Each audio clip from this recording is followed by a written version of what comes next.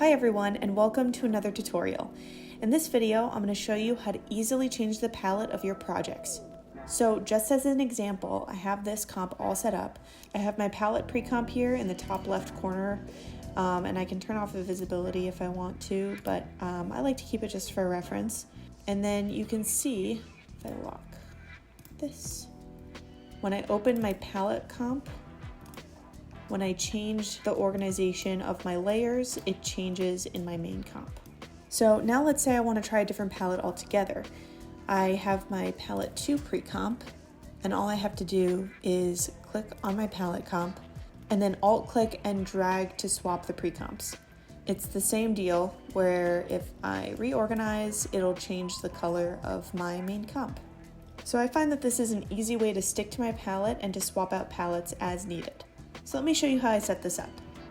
So here's a comp with a couple of assets in it, and then I have just a simple animation going, just a kind of a slide in, like intro title effect here. So each layer that I need connected to my palette needs a fill effect. So I'm going to add those now.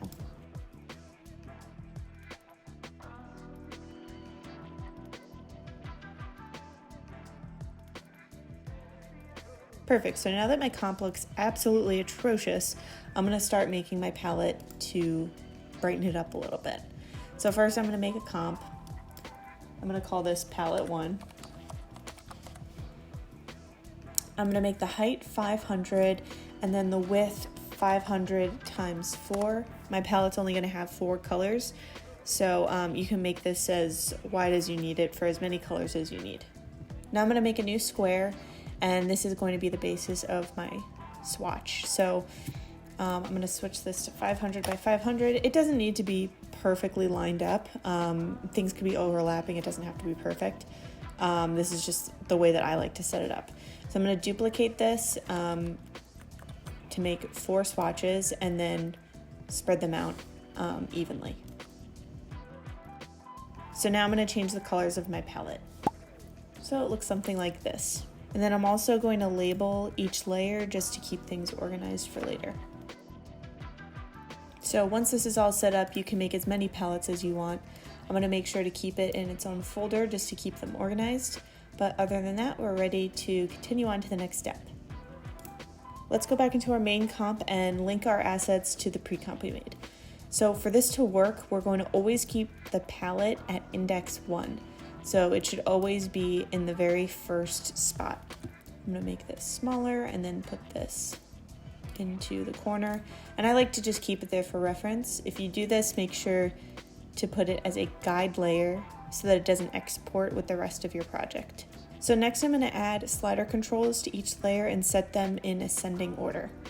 So here's an example. So for title, I'm gonna set this to 1. I'll copy this, paste it to the circle, and set that to 2. And then just continue with this for the rest of your assets.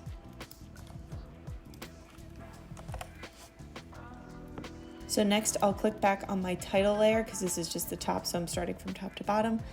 And I'm going to alt-click on this color. I'm going to start by making a new variable called C. And C will be equal to whatever the name of the first layer is called. So to do this, I write this comp. So it's looking at this composition that it's currently in, dot layer. And then we have to navigate it to whatever layer we want it to look at. So I always want it to look at layer 1. And then I'm going to take the name of this layer. So I write dot name. So again, it's looking at this composition and then a layer in this composition, and then it's taking the name of this layer. So this one is palette 1, but if you want to change it later, then the name might be palette 2. So this way you can change out the palette name without it being an issue. Next, I'm going to link up the slider control. So I'm going to type S equals, and then I'm going to pick whip to the slider control. Make sure there's a semicolon at the end of all of your code. So for this next step, I actually am going to stack my palette timeline on top so that I can access the fill. I'm going to click on one of these layers and then type color. And so this is what we want our fill to look at. So if I go back into here, I can pick whip right to this fill color, just like this. But now I want to change a couple of things because I want to access my C and my S variables that I created. So for this, I want to type comp C because I want it to reference whatever is in this first index number. And then for layer, I'm going to write S, and then everything else is the same. So one more time, because I really want you to understand this code as you're writing it. So it's looking at comp C, which is the name of whatever is in this first index number. So this happens to be palette 1. So it's looking at palette 1. Within palette 1, it's looking for the layer that's the same as the slider control. So this slider control is set to 1. So it's going to look at layer 1 in palette 1. I hope that makes sense. So now I can actually just copy this and then start pasting it to the rest of my fill effects. So just alt click on all of the fill effects here. And then I'm going to move my palette back where it belongs.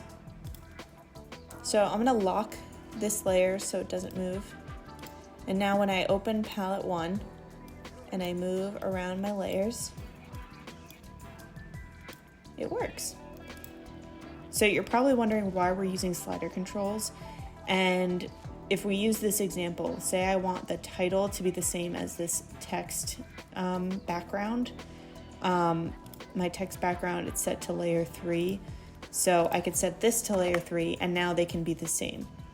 I really hate having to go in and tweak expressions based on circumstance, so I'd rather find a way to automate or connect to a controller to be able to adjust later. So anyway, I have another palette here. And this is what the second palette looks like. So you can do this on really any project. Thanks for watching. If you found this tutorial helpful, make sure to like and subscribe to my channel for more After Effects tutorials.